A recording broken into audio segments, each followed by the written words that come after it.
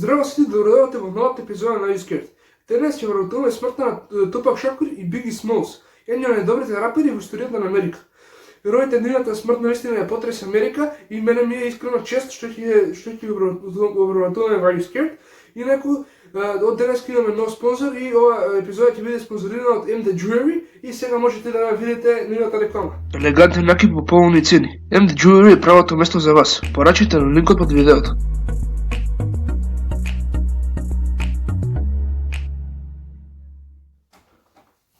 Порачите од MD Jewelry имате линк во дескрипција, сега да се навратиме во содржината, значи како што кажеме ќе вработуваме смртта на Тупак Шакур. Затоа што двата случаи ќе биде многу долги за една денешна епизода. Ние ќе направиме два дела, односно денес ќе вработуваме првиот дел, односно смртта на Тупак Шакур, а следната епизода која што ќе излезе во петок ќе тоа ќе вработуваме Биги Смолс. И мислам дека без многу одекување можеме веднаш да почнеме. На 7 септември 1996 година, во казиното МГМ Гранд во Лас Вегас, Невада, Тупак Шакур присуствуваше на боксерски надпревар заменувајќи со Шуг Најт, извршен директор на Death Row Records, продукцијска куќа каде што двајцата беа членови. На излегување Тупак и некои од неговите телохранители се скара со Орландо Андерсон, член на бандата Southside Crips во фоајето. По тепачката Тупак и Шуг Најт заминаа, нивната придружба водеше за нив. Додека стоја на семафор кај раскршницата на улиците Фламинго и Ковал, неидентификуван стрелец со бел кадилак пукаше низ прозорецот во страната на сопатникот од нивниот автомобил, погодувајќи го Тупак 4 пати и ранувајќи го Шуг Најт. Членот на придружбата на Тупак, Јаки Кадафи, тврди дека можел да го идентификува напаѓачот, но бил убиен 2 месеци подоцна на 10 ноември пред да може да го интервјуираат. Значи, ево првиот пасос, овој прв пасос ми дава важните детали во врска со атентатот на Тупак Шакур. Значи, тие биле на боксерски меч и кога се враќале на семафорот, додека било црвено светло, тие застана на семафорот и некој со drive-by шутинг, што се вика на американски, со drive-by ги пукал од совозачкото место, така 4 пати бил Тупак погоден бил 4 пати со куршум и умрел на лице место, додека неговиот пријател и член на истата нивна продукцијска куќа Шуг Најт бил само, што се вика, бил само изгреван од куршумот, него ништо не му се случило и може да продолжи. 18 години подоцна, во 2014 година, пензионираниот началник на полицијата во Невада, Крис Керол, кажа дека бил на местото на настанот. Керол тврди дека кога ја отвори вратата на автомобилот, Тупак испаднал, облеан во крв, а на прашањето кој го застрелил, Тупак одговорил: "Откачи се", пред да се несвести.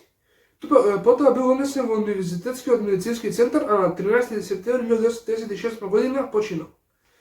Познато, полицијата во Лас Вегас никош не обвини никого во врска со убиството. Еден детектив од Лас Вегас, како одговор на наводите што ги добили за лоша работа во случајот, рече дека, цитирам: "Случајот го доби истиот третман како и секој друго убиство овде." Значи, во овој случај, во случајот на Биги Смолс, ќе се огледаме факт дека полицијата, локалната полиција некако не била многу заинтересирана за случајот.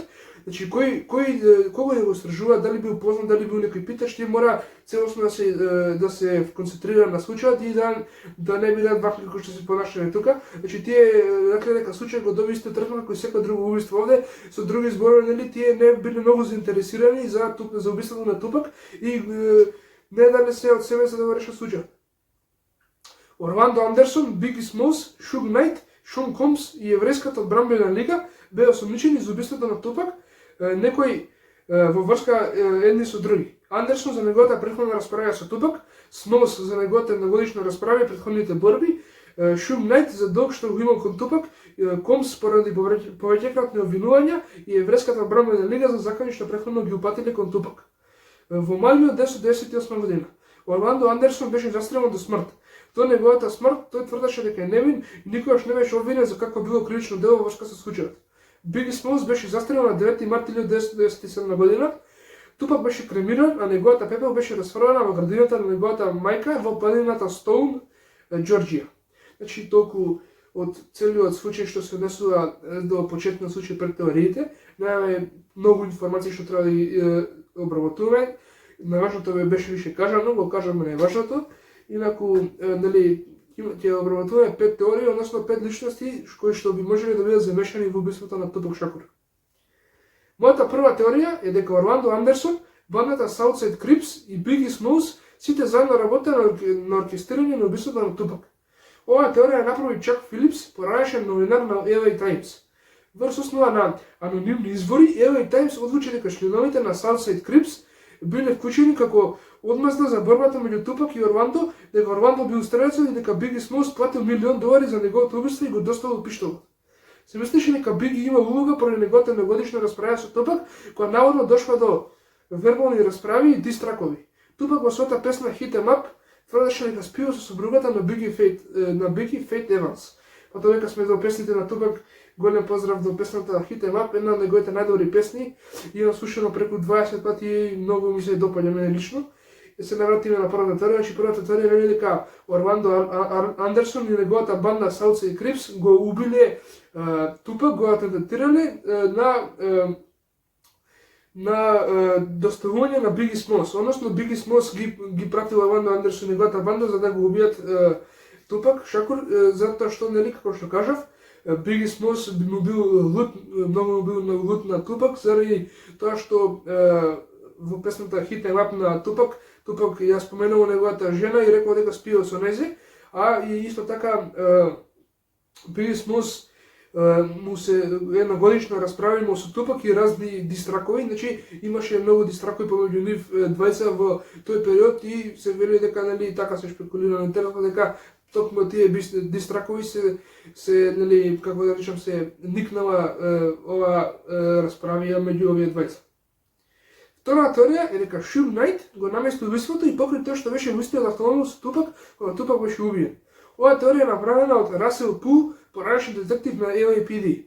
Шуг Најт очигледно му дожива Тупак $3 милиони, што го прави можен мотив за убиството. А Фени Шакур, мајката на Тупак, ја тужише Death Row Records во 1997 година за лошо постапување со средствата на Тупак. Тупак имал намера да ги напушти Death Row Records и го отпушти својот адвокат Девид Кенер, кој исто така беше адвокат на Шуг Најт. Во борбата меѓу Тупак и Орландо, Шуг Најт застана да телефонира во фојето на МГМ и инсистираше Тупак да се вози во неговиот автомобил. Имаме тука многу интригантен факт и многу интересен, значи кога била борбата, се тврдела дека, тоест по борбата на Тупак и Орландо, Шуг Најт застана во фојето да телефонира и после тоа телефонирање инсистирал Тупак да дојде заедно со неговиот автомобил. Тоа е многу интересно и може да продолжиме. Орландо Андерсон се спротистави во своето сведочење и прво рече дека Шуг Најт е дел од тепачката, потоа подоцна рече дека Шуг се обидува да ја прекине борбата. Некој верува дека му било исплатено ова да го каже. Пул тврди дека раната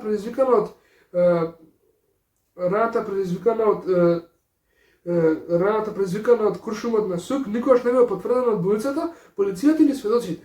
Сепак, ова е во спротивност со извештајот од Крис Керол од 2014 година, кој тврдеше дека главата на Шуг Најт прскала крв и дека тој очигледно бил погоден во главата.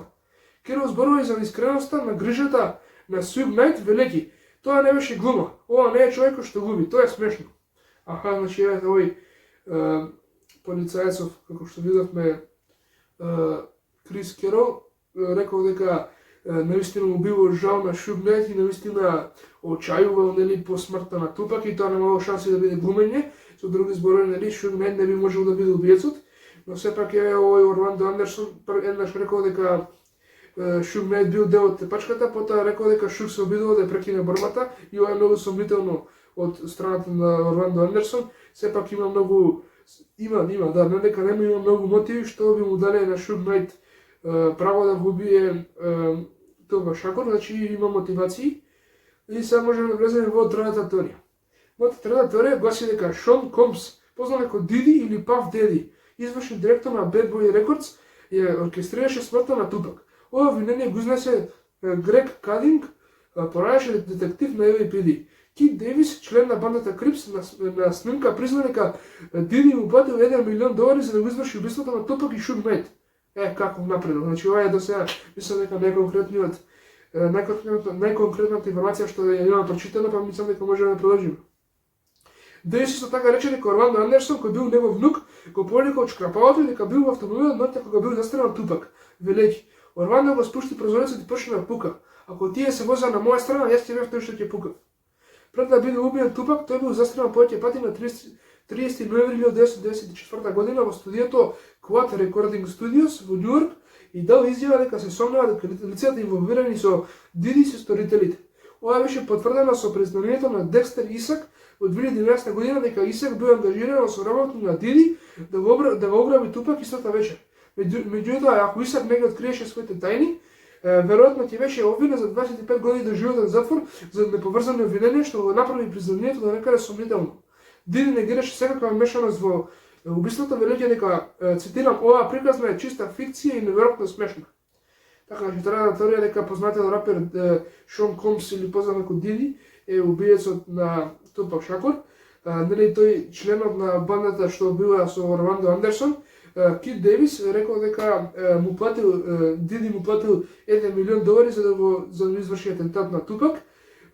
Девис исто така рекол дека тој бил во колата и рекол што се случило со други збори. Рекол дека нели Орвандо беше на сувозачкото место, го едноставно го отвори прозорот и почна да пука, и рекол дека ако седев ја на сувозачкото место, ја ќе го извршев убиството на Тупак. И мислам дека оваа теорија мислам дека досега најконкретно што се однесува до смртта на Тупак и што се однесува до другите теории, мислам дека ова е најубедлива според мене. Сега можеме да влеземе во четвртата теорија. Четвртата теорија дека еврејската одбранбена лига ЈДЛ, екстремистичка произраелска терористичка група, го уби Тупак. Тие претходно патуваа смртни закани за Тупак. Толку од оваа теорија, значи оваа теорија дека еврејската одбранбена лига таа била екстремистичка израелска терористичка група и тие му се заканувале на Тупак за некоја причина, нема други информации во оваа теорија. Мислам дека оваа теорија освен ова не може друго ништо да збориме за неја кога нема информации. Може да влеземе петата и последна теорија, која што гласи: Тупак е се уште жив и наместо тоа ја лажира собствената смрт. Некој верува дека тој е сега во Куба.